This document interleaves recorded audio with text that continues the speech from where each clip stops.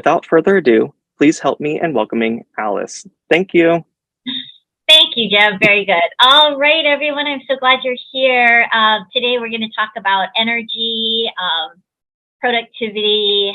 Sometimes it's just kind of doing an energy check of where you're at. And so let me jump into the presentation and we will go from there. I created this a while ago simply because it's one of those types of presentations that just are good no matter what. Yeah, so it's good no matter where you're at. And every time I do this, I always find like new insights and things to check, because our lives change over time. Sometimes we get busier in certain areas and not in others. But the main thing is to recognize, like, where do you get your energy from? And if you think about it, you fuel your life with every bit of energy you have, right? From the morning you wake up, all the things you have to do and take care of outside of your professional life, coming to work, taking care of those things, those demands, and then after work, thinking about whatever it is that you need to do for dinner, for your family, and all of the other obligations that you have. You know, by the end of the day, if you are not replenishing your energy to the degree that you're depleting it, over time, you'll start to feel tired and burnt out. So today we're going to talk about energy stuff.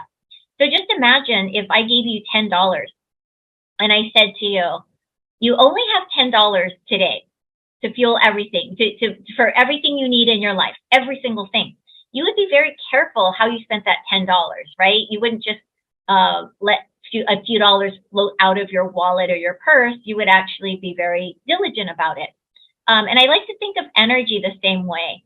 So imagine that you only have 10 units of energy. Now, if you can't get more energy, how can you keep more for yourself, right? What is this thing called energy? I mean, energy is such an interesting word. Like we talk about people having good energy or bad energy, or locations having good energy or bad energy, or we talk about like solar energy, electrical energy, human energy. Energy is something that really just fuels us, but it's that unseen, intangible thing. Now, here's a image of somebody just clicking through, like sort of like channel surfing. And I like to show this and say, is this you?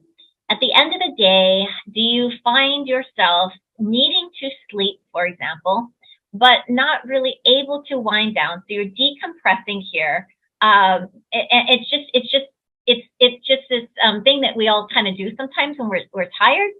I found that there's a name for this back in 2020, and they call it revenge bedtime procrastination. You might have heard of it before, but if not, what it means is that you're procrastinating against bedtime because you're revenging against the fact that you didn't have enough self-time.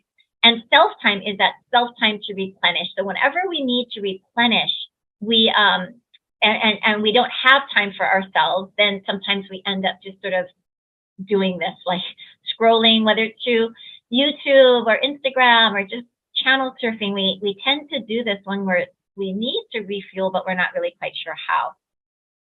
Mental fatigue is really prevalent in many places. And if you say, well, what is it?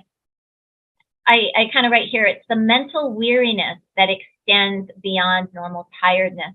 So it's like at the end of the day, if I said to you, what do you want for dinner?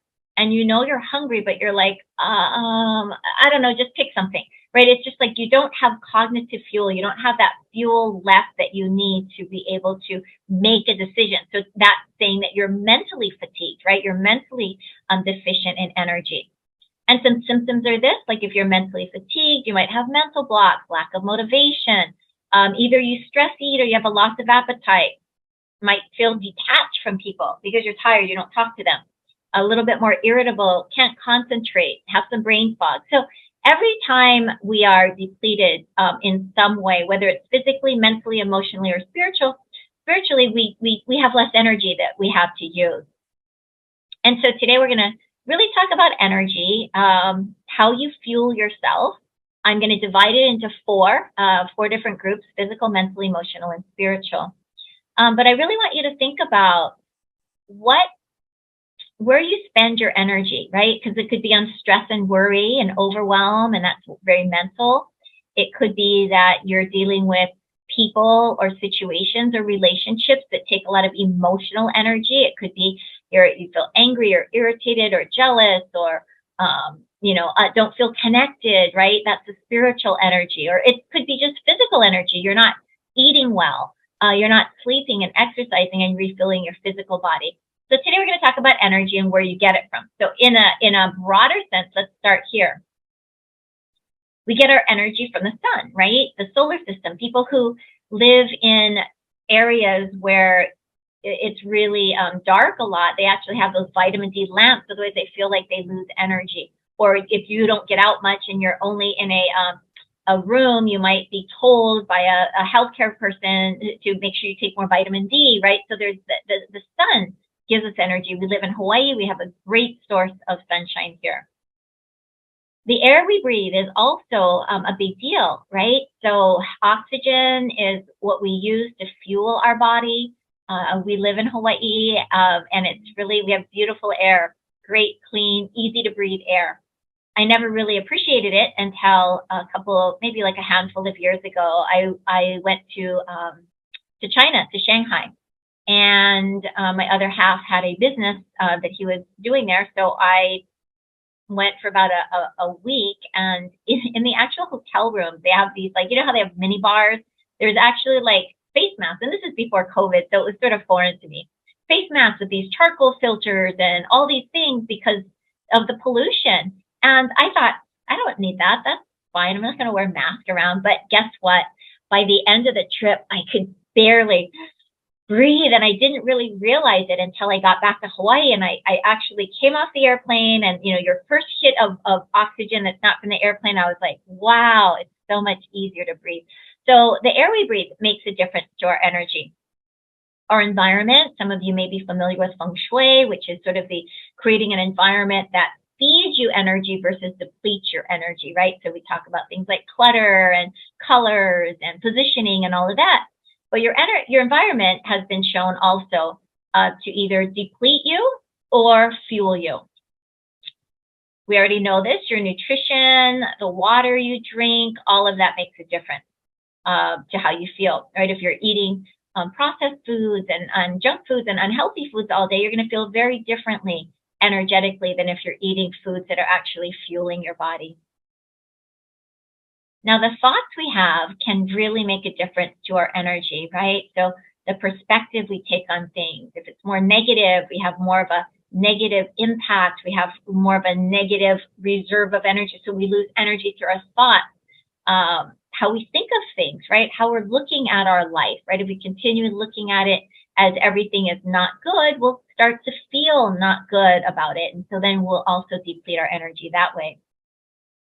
Our emotional experiences, right? With people and situations, like if you could be really physically tired, but go out with some people that you really enjoy their time and you're laughing and you could actually feel energized after it, as opposed to how drained you feel after you get into a scuffle or an argument with someone and it's very emotional. So emotional experiences can fuel us or drain us.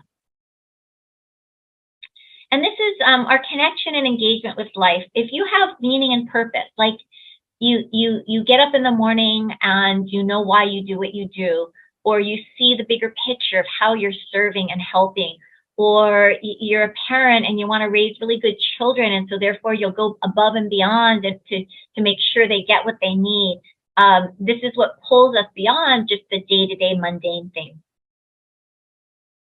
So the purpose of this next section of our whole talk today is really just to help you understand your needs. Like, what do you need as a human being?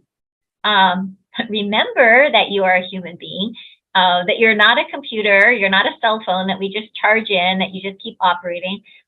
You need certain things as a human being to feel good, and really just to see where you might be able to make changes.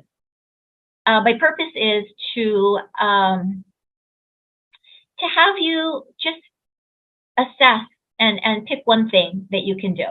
Because I think that how oftentimes people with New Year's resolutions, like, we all know where we need to be doing more and showing up more and doing better. And we just say, oh, I want all these things to change. it's very hard to change many things at once. It's really easier to just pick one thing. So I'm just thinking, like, perhaps go through this and just think, like, what is one thing that might be helpful to you to implement into your life so that you can increase your energy? And I know you know this, but just a reminder, long-term change needs positive rituals. So if you want something to change, you have to like put it in and do it over and over again. Sometimes we say, oh, I want to be healthier, but just eating a salad and doing yoga today, or eating healthy and doing a yoga is not going to do long-term. We have to do it continually. So that's why I say just pick one thing. Okay, so answer these questions for yourself, true or false. And you don't have to respond, just kind of answer to yourself. True or false, I don't regularly get at least 7 to 8 hours of sleep, and or I often wake up feeling tired. True or false, I frequently find myself feeling irritable, impatient, or anxious, especially when demand on my time or energy is high. I don't stop doing what I have to do on evenings and weekends, or I beat myself up for procrastinating. True or false, I don't feel truly and totally inspired by my life. So these just represent the different categories that I'm going to talk about. The first one is physical. I don't regularly get at least 7 to 8 hours of sleep. That's physical. Second one is emotional. I frequently find myself being irritable, impatient, or anxious. Third one is mental. I don't stop doing what I have to do on evenings or weekends, and I beat myself up for procrastinating. So this is not just work. It could be work and housework and schoolwork and other work and community work, like all this, that's mental. And then the green, the final is, I don't feel totally inspired by my life. So the question that I want you to ask yourself today is the way you are living working? Is it working for you? So in a world of increasing demand, we are thinking and working more, spending more time on digital devices, and taking less time to reflect, renew, and prioritize. And as a result, more people are exhausted, overwhelmed, and disengaged than ever. So there's a company in California that kind of started up about maybe about 15 years ago now, called the Energy Project. And it was after 2008 when there was this big mortgage meltdown. You remember all that? And a lot of people lost their jobs. And the people that were left ended up having to do like twice the amount of work. And they were getting so burnt out. And they were having all these emotional outbursts. And then and we were just trying to be like robots, just get the work done. Like if you had a job, be lucky, just keep going. And then they found that human beings just can't operate that way.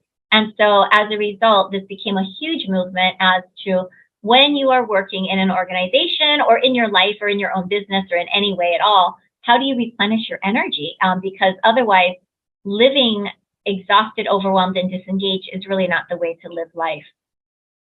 So they did an average score of 150,000 people, and the source is Harvard Business Review and the Energy Project, which is the company I told you about. And they found that more than half are operating at a significantly suboptimal level. 74% are experiencing an energy crisis. This just simply means that in the physical, mental, emotional, spiritual, there's something severely missing there. And almost 60% of people are physically depleted, emotionally drained, mentally distracted, and lacking in meaning and purpose. So you can kind of see that, and I mean, this was a study done a while ago, but it still kind of rings true to today, and especially after the pandemic, after just going through all we went through, it's a really good time to do an energy audit and see where you need to level up. And the whole bottom line is this. We're not meant to run at high speeds continuously for long periods of time, like a computer. Science tells us we are at our best when we move rhythmically between spending and renewing energy on all levels. And what that means is like we're using energy and then we replenish our energy. We use our energy and then we replenish our energy. So work sometimes now, it almost feels like, or not work, but just how people tend to think like, well, I'll finish all my work and then I'll relax. Or Let me do everything I need to do on my to-do list, my never-ending to-do list, and then I'll relax. But the truth is, and you can ask yourself, is there ever any time at the end of the day? Are you ever done with your to-do list? I mean, I know that I'm not. I have an ongoing to-do list. Just as I cross off these things, new things pop up. So it's very rare to have a break. So we have to really intentionally put ourselves into our schedule if we want to make sure that we are renewing ourselves. So here we go. This is what we're going to talk about: 4 bodies of energy, 4 forgotten needs, right? Physical, mental, emotional, and spiritual. So this is the wrong question we tend to ask ourselves. How can I do more and get more done? That's why people come to me sometimes. They go, I want to be more productive. Like, how can I do more? How can I get more done? Help me have better tips and tricks and tools and techniques to get more done. The right question really is, how can I more intentionally meet my needs so I'm fueled and inspired to bring the best of who I am to my life and my work? To read it again. How can I more intentionally meet my needs so I'm fueled and inspired to bring the best of who I am to my life and my work? So really, what do I need to do to fuel myself so that I can do more and be more, right? So that's why the topic is increase your energy for greater productivity, because you have to know what you need before you can have more output. You can't just give. Like an orange can only squeeze so much juice from it. Like you can't just give what you don't have. So if we're saying I want to be more productive, then it's like, how do I fuel myself better? What do I need? Like, what is it? Is it, is it more sleep? Is it more, what is it you need? And we all have different needs. So as human beings, there's 5 core needs. So you probably have heard this before. So the survival. These are your everyday material needs and desires. This is like, oh, do I have a place to live? Do I even have food to eat?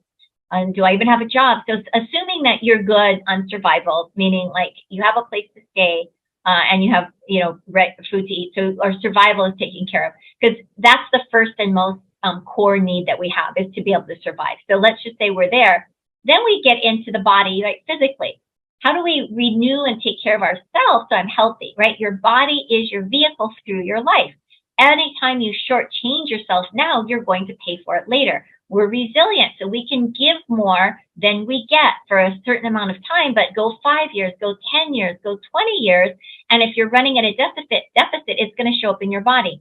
And I saw this poster once long ago, and I thought it was really, really kind of cool. It says something like, where would if I didn't have my body, where would I live, right? Because it's like our spirit, our soul, our personality, our intrinsic nature, everything we do is within our body. And if our body is run down, our body is broken down, or we don't have a body, where do you live? So the body is the next most important thing. Then we talk about emotions. We have to have security, right? So we need to feel appreciated, cared for, valued. If I'm not feeling appreciated, if I'm not feeling cared for, I will have an emotional drain. Next is mind, right? Do I have the freedom to develop, express who I am? Do I get to learn and problem solve? That fuels our mind. Our mind, we love to learn. We don't like burnout. We don't like so many things to do. We don't like stress. But when we are learning and growing, and that is something that fuels our mind. And then the final thing is the significance, our spirit. So what you stand for, what do you believe in? What gives you a sense of meaning and purpose? Like, why do you do what you do every day? Why do you even get up and come to work? Why? You could say, well, to get paid, to pay and to pay the bills. That's one level. But what goes beyond it? Like, what is it? How are you serving people? Your organization is such a service oriented. So how you are contributing to that can be spiritual energy as well. So I'm just going to go through now and give you some real tangible ways to kind of increase your energy in these 4 different bodies. So physical. Now, this is the foundation of all the other dimensions of energy. And I'm going to talk about sleep, fitness, nutrition, something called pulsing. And a lot of this you know already, but the purpose of this is just to remind yourself, you're a human being. You do have a physical body. What is one thing you can do to kind of take care of that so you have more physical energy at the very least? Because taking care of ourselves physically optimizes everything that we do. I'm going to say this over and over and over again. Remember, you are a human being. And that means that we have to treat ourselves as such. We live in an age of technology and speed, and I just think sometimes we forget, right? We're so geared towards this non-tangible aspect of life, but we have to eat, we have to sleep, we need connection. Like all of those things are very important. You have a heartbeat, you have brain waves, body temperature, blood pressure, hormones, and so much more that has to be in balance in order for you to feel good.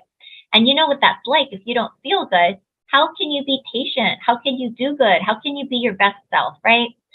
So taking care of yourself physically really is the foundational priority. So I'm going to go through all the bodies, right? Physical, mental, emotional, spiritual. And if you don't know where to start, just start with the physical. That's always the best place. We all know this. Sleep, it's the foundation of physical energy. If you get enough sleep, you feel better than if you don't get enough sleep. You don't get enough sleep, you're pushing it all day with your caffeine or just really having to use your focus and your force to kind of stay ahead. So what the science says is that no single behavior more fundamentally influences our effectiveness while we are awake. So sleep is your first priority. 95% of us require 7 to 8 hours to be fully rested. The average American sleeps 6 to 6.5. I don't have all the stats right here on sleep medications and sleep support things, but it was, last I looked, it was pretty significant, like how we really, really need sleep and how our days are so busy that it's hard to calm our nights down enough to actually sleep restfully and soundly. This was interesting. Studies of great performers and people of great health show that they sleep more, not less. I remember I was married to a professional athlete. He was a world champion 2 times in racquetball and 11 times in other sports. And I remember his greatest thing was sleep. He would always be so disciplined to get sleep because he knew that sleep would really enhance or detract from his best performance. Also, inadequate sleep and obesity are related. So the more we sleep, the latter part of our sleep is where we start to break down fat, right? So the first level is physical repair. Second, 3 to 4 hours is mental and emotional processing. And then the very end is where we start to really let go of stuff. So sometimes people say, gosh, I'm eating healthy, I'm exercising, I'm just not losing weight. Sleep is a really big part of this. And these studies came out about like eight or so years ago at this point. This is something that you may not know that I did when I first was preparing for this, I learned. So there's something called renewal and pulsing that helps us to feel better physically during the day. Now, you've heard of circadian rhythms. Most people have. So that's that rhythm that your body gets into, the sleep-wake cycle. So that's why when we travel to other countries that have different time zones, we feel like we can't really, we take some time to get into the rhythm. So we also have a cycle called ultradian cycles.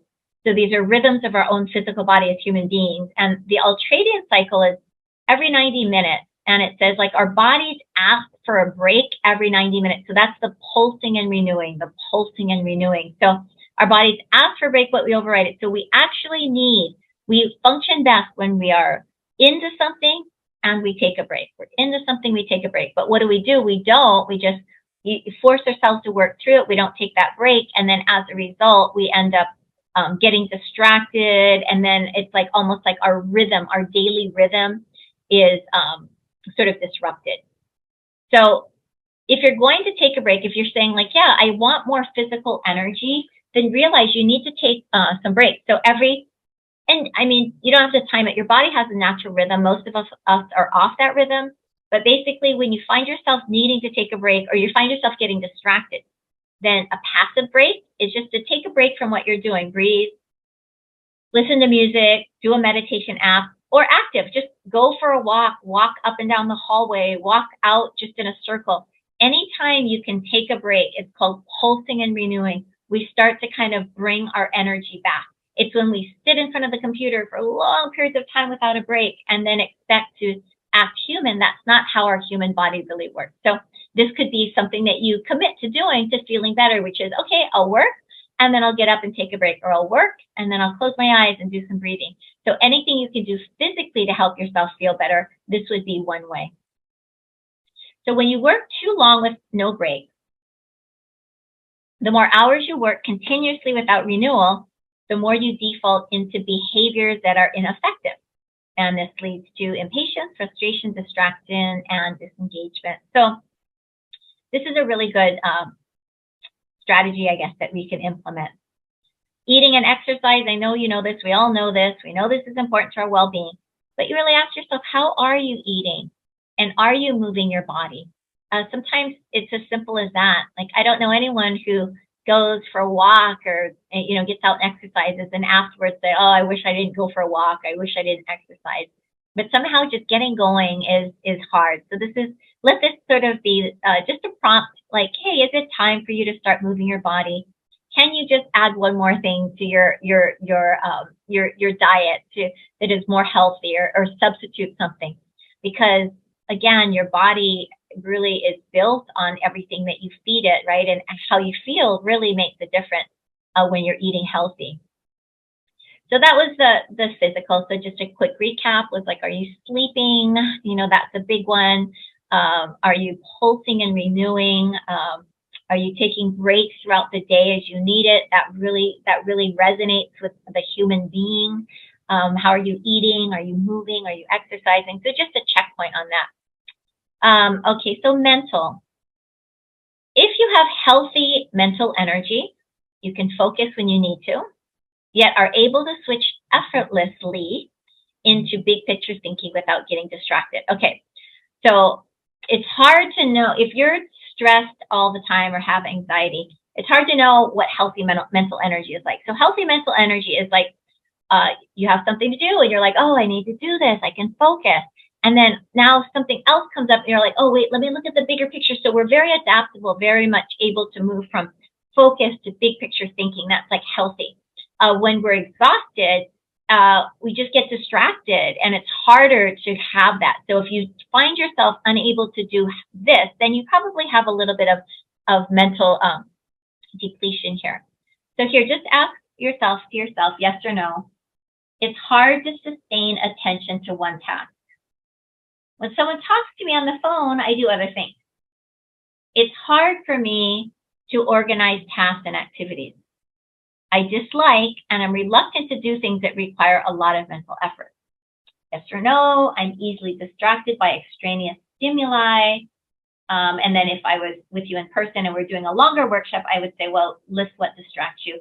But this here is like, if your answer is yes, then you're probably mentally distracted, right? We tend to, with the way our technology works, the way things is, there's always something calling our attention.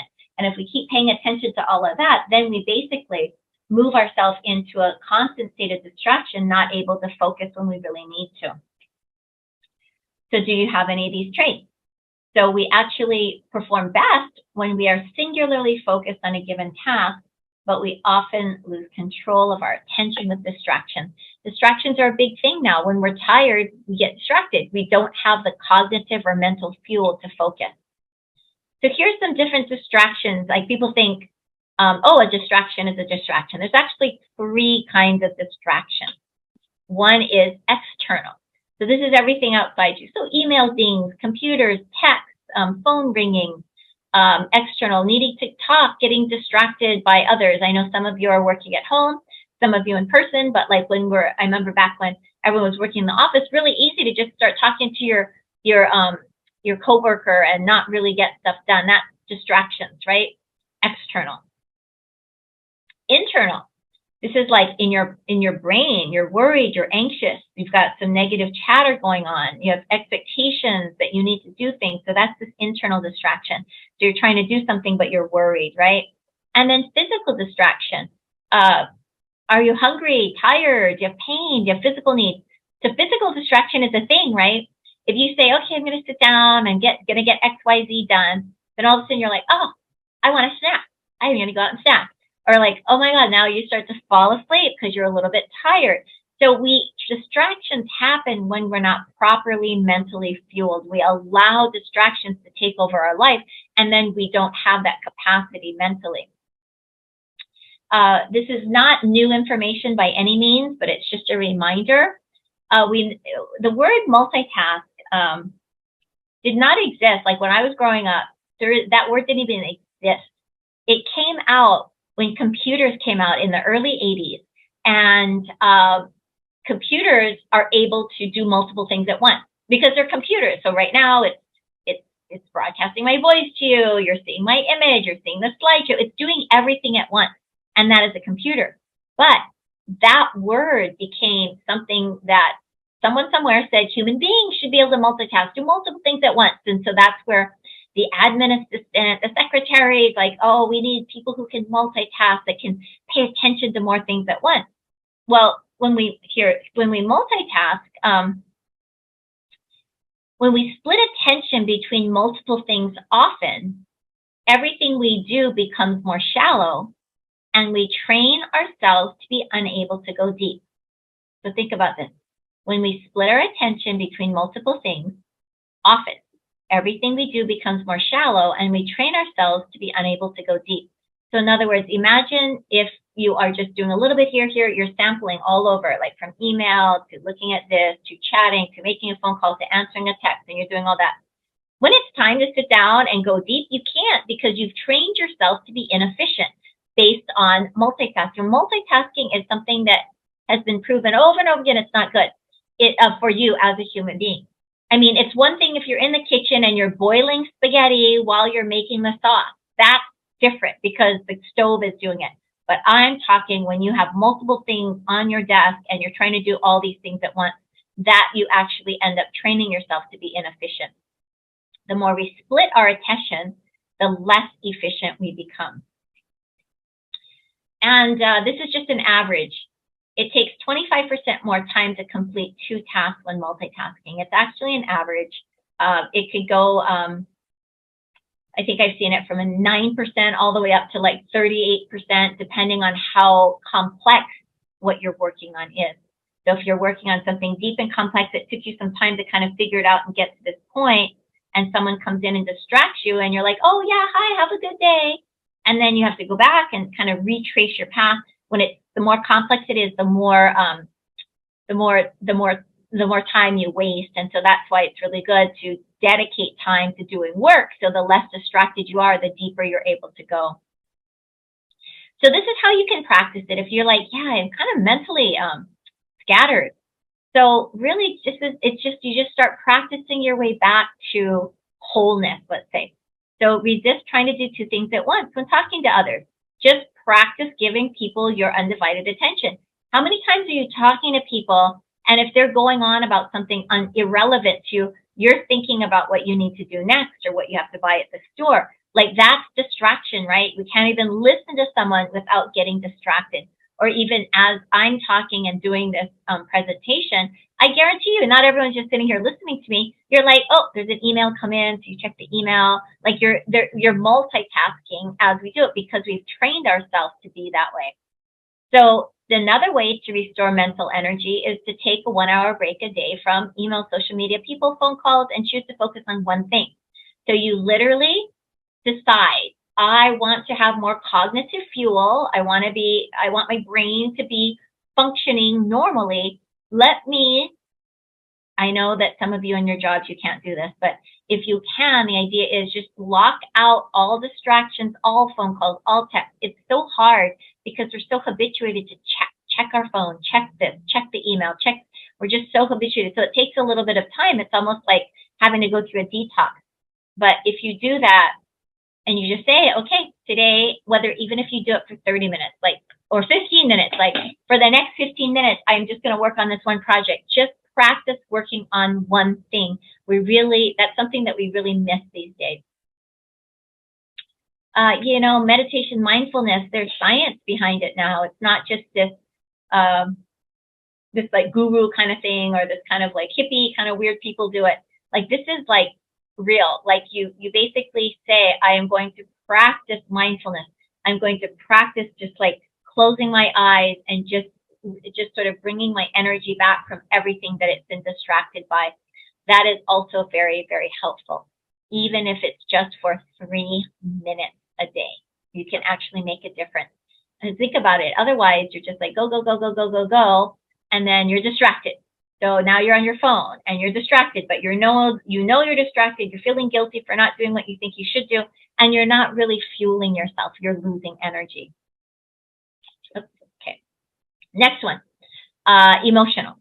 So we talked about physical. We talked about mental. Now we're going to talk about emotional. All right. So this is it.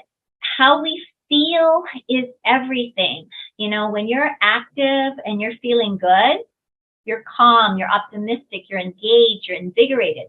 If you don't feel good, you're impatient, irritable, frustrated, defensive. So think about when you are on vacation, right? And you're away from all the strenuous aspects of your day-to-day living. After you kind of acclimate to the vacation, it could take 3 days, 4 days, 5 days, it could take a week. But when you're finally able to be human, you realize that you're calm. You're naturally a little bit more optimistic. You get engaged with stuff, not distracted by things, and you feel good, right? So if you're feeling oftentimes impatient, irritable, frustrated, and defensive, you could be low on your emotional energy. Now, if you're relaxed and feeling good, you feel carefree. You're peaceful. You're kind of mellow. You're receptive. You're open.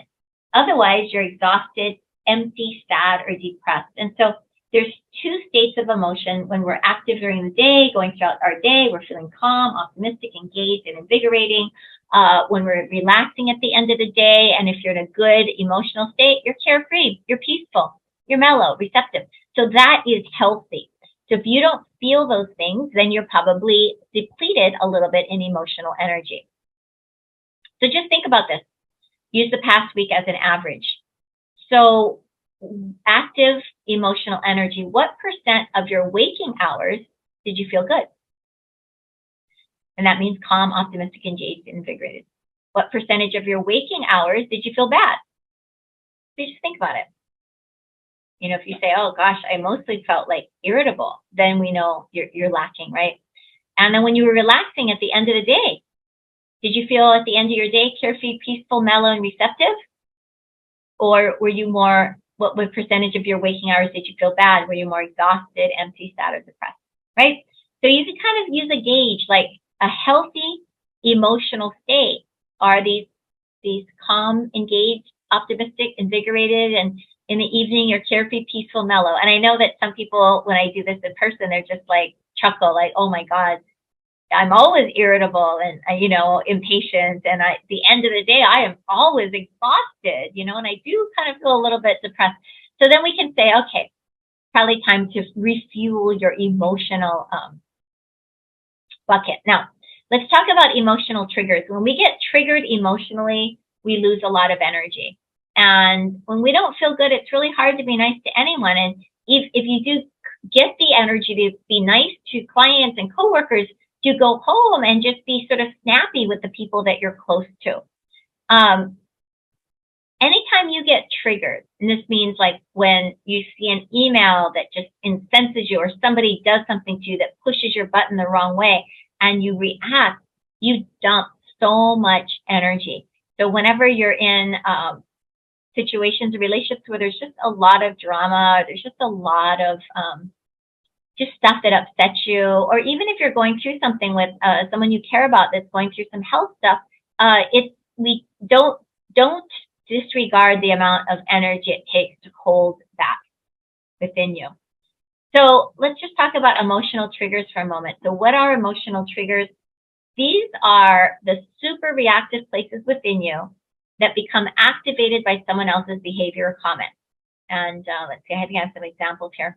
Here are some of the most common emotional triggers. Take a moment just to kind of read through and see if any of these really get you, like really push your button. Someone rejecting you, someone criticizing you, not giving you credit when credit is due. Just read this and see if you kind of relate to anything there.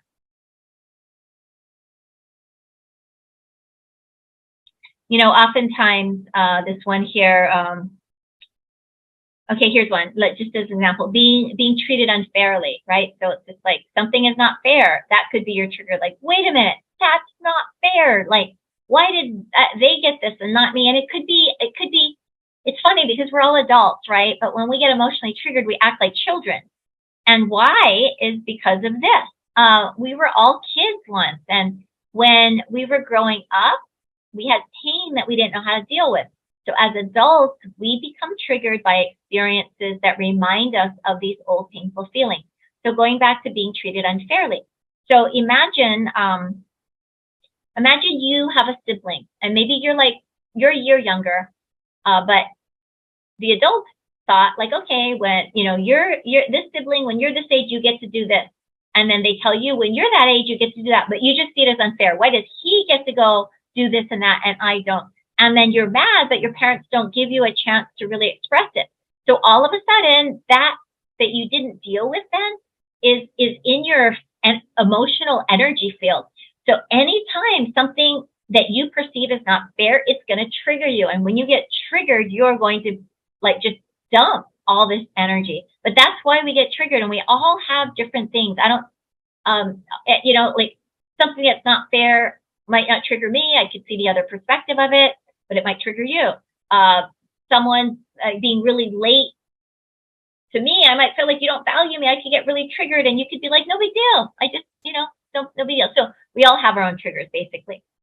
Now, remember I told you in the beginning that there is this energy project, and they actually worked with Harvard, and they noticed that all these people that were tired and exhausted were getting so triggered at work. So they did a study, and they found out that the best thing to do when triggered is this.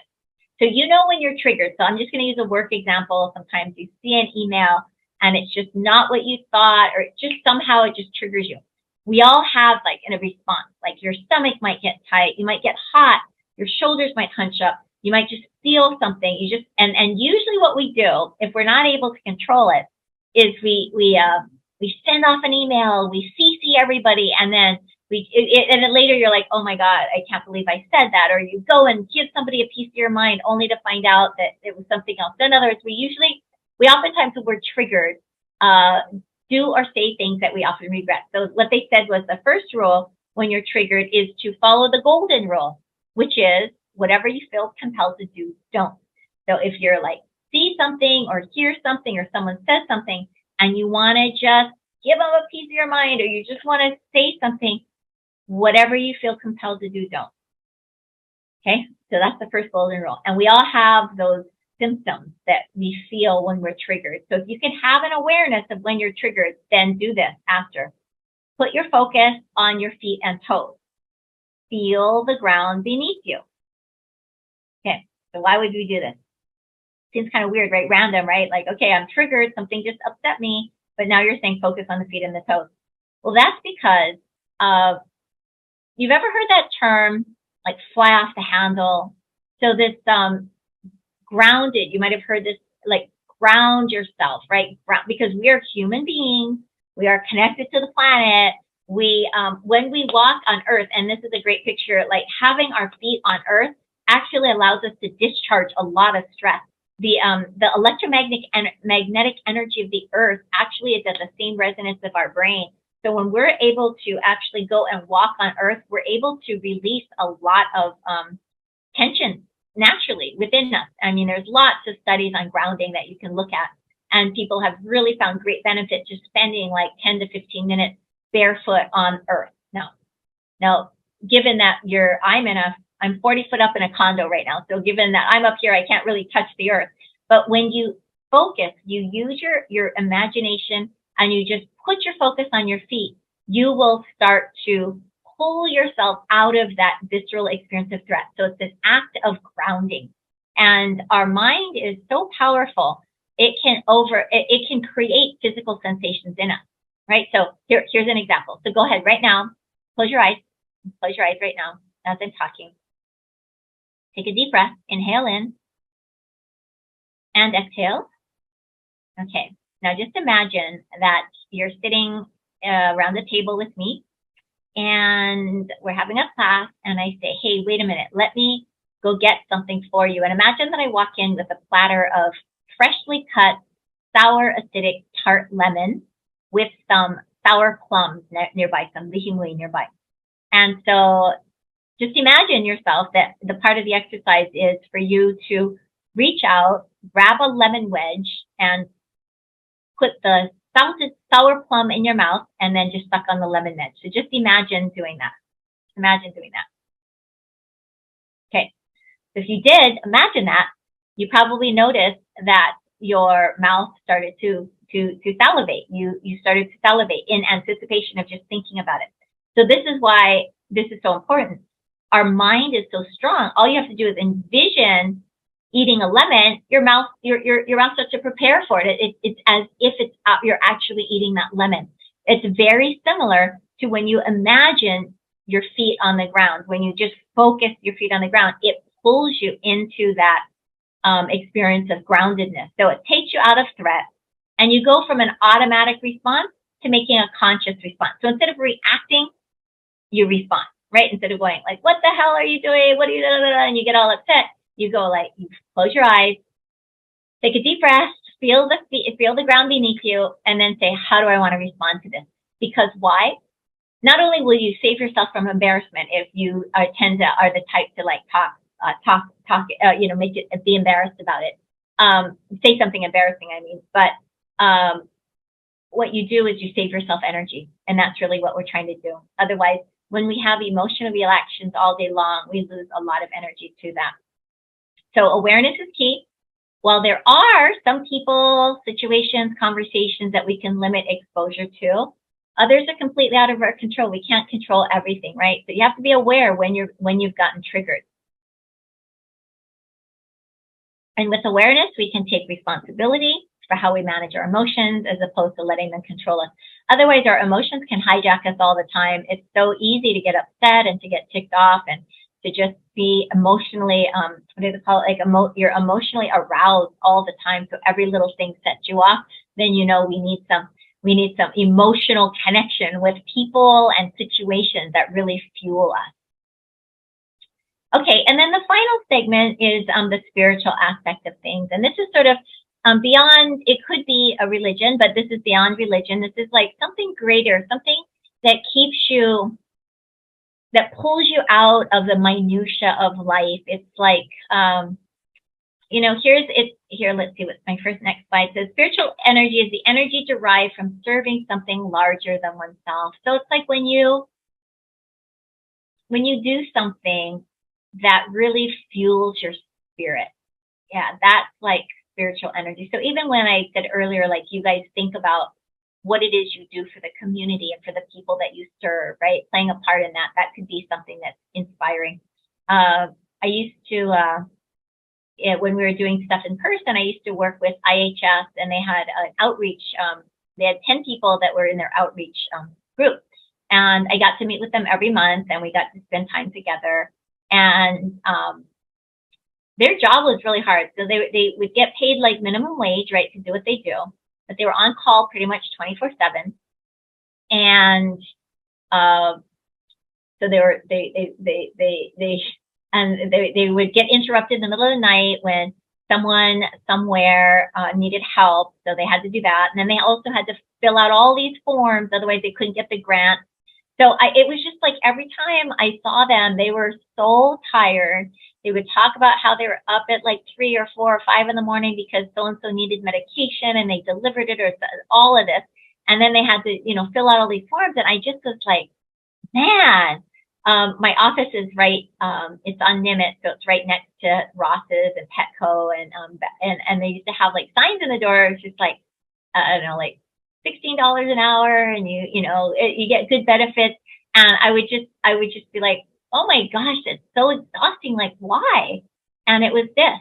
It was the spiritual energy that kept them going. They felt like they were making a difference. They felt like they were nurturing some of their clients to trust them. And when the client finally reached out, even if it was at 3 in the morning or 4 in the morning, they felt fulfilled by their work. So that was really a great example of spiritual energy. For myself, I think I love what I do. Can you imagine if I looked at my schedule and I go, oh my God, 12:15, I've got this darn presentation for Aloha Care. Man, I got to drink my energy drinks, get my energy up, right? I mean, I'd be so exhausted doing it. So I find myself loving what I do. It's tiring, right? I got to talk, I've got to prep for things, I got to research stuff, but I have a lot of spiritual energy in my work because I feel like, you know, I get to help people. So even if out of all of you, only one person does one thing, and then, you know, next year you feel like that much better, then I've served a purpose. So my belief is that I come out and I do what I do, and hopefully somebody will be positively impacted by that. So that's what keeps me going. That's what keeps me looking for new information and trying to present everything that I know to be true to you. So if you can find your own spiritual reason, it could be because you're a parent and you want to show a good example. It could be anything, but sometimes asking yourself why you do what you do can be a big fueler. You know, so your purpose, like, have you thought about purpose? Like, I have classes and classes. I actually have like days of classes where you actually sit and you try to figure it out. And we all think purpose is this one thing out there that you're waiting for. Like, when I find my purpose, I will be fueled and incentivized and live my best life. But purpose is really found in everything that you're doing. You serve a purpose when you help somebody by giving them a piece of information that they didn't have prior to talking to that makes their life easier. That's a purpose. But we tend to think about purpose as this big, big thing. And I'll just say that purpose is not one thing. There's so many facets of purpose. So kind of like everything you do, like I have these questions, like where you offer help to somebody, that's a purpose. I mean, we tend to diminish purpose, thinking it has to be something big, when actually it's just, we're living our purpose every day. We just have to look to see where we're living it. You know, and so what is your purpose? Like, why are you living your life? You know, why do you do the job you do? Why do you do what you do in your personal life? Like, there's a reason why you do it. And sometimes if you're thinking superficially, it doesn't really fuel you, right? So we want to start thinking bigger picture. Like, why are you here? Why did you happen to be working at this company and on this recording, or watch live with me now? Like, you know, there's never any mistakes. I have this class on synchronicities, like things that happen for a reason and why it happens, right? So every single moment is a learning moment. So sometimes thinking about these things, and it's hard if you're busy and stressed out and you can barely get your stuff done, and you know, barely keeping going. It's hard to think about purpose, right? So if you're at a point where you're wondering about stuff, this is a great topic to pursue, because when we know why we do what we do, we have more energy to bring to the table of life. So when something matters to us, we bring more energy to it in the form of focus, conviction, and perseverance. I'm sorry, that's a typo.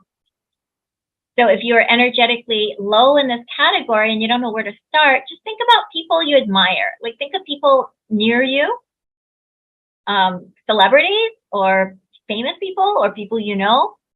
What are the qualities that come to mind? Like, what do you admire in someone? Like, you know what? Wow, I really love the way he's so out forthright. Or, you know, I'm really inspired by that person because they seem to be such and such, right? So sometimes you got to find something to peg to. And then imagine someone describing you. Like, what would you want them to say about you, right? Oh, you know, for me, I would want people to say, oh, she's so helpful. You know, I feel like one of my purposes in life is to guide people. And so I've sort of determined that my purpose is to be a life guide. And that means to guide people in all areas of life, right? So whether it's work or personal things or anything, like, so therefore I have an inordinate amount of energy to learn things about helping people. And so that gives me purpose. So I would want someone to say, oh yes, you know, Alice, was so helpful in my life. Like, that is my purpose. I want to be helpful. So you want to think, what do you want people to say about you? And sometimes that can help fuel the purpose question. All right, so time goes by super quickly. So What we did cover was physical, mental, emotional, spiritual. Physical, I was just talking about, you know, what are you eating? Are you sleeping? Are you pulsing and renewing, taking that time to take a break throughout the day? Mentally, are you mentally, depleted?